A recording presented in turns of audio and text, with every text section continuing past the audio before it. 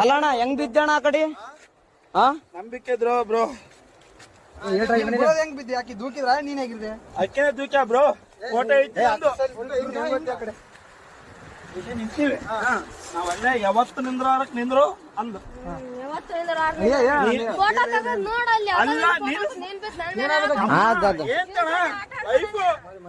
ನಾನು ಹೊಸ್ತಾಗಿ ಒಂದು ಸೆಲ್ಫಿ ಇಳಂದ್ರೆ ಒಲ್ಲೆ ಅಂದು.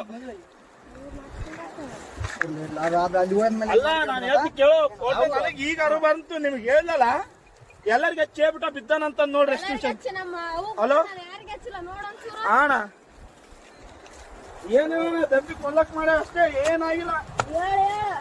ಗದ್ದಮ್ಮ ಇನ್ಯಾರು ಪುಣ್ಯಾತ್ಮಗಿತ್ತಿ ಉಳಿದಿದೆ ಹೆಚ್ಚು ಅಣ್ಣ. ಇನ್ನೊಂದು ಅಬ್ಸರ್ವ್ ಏನ್ ಅಬ್ಸರ್ವ್ ಮಾಡಿದ್ರ ಅಣ್ಣ? ಇಲ್ಲ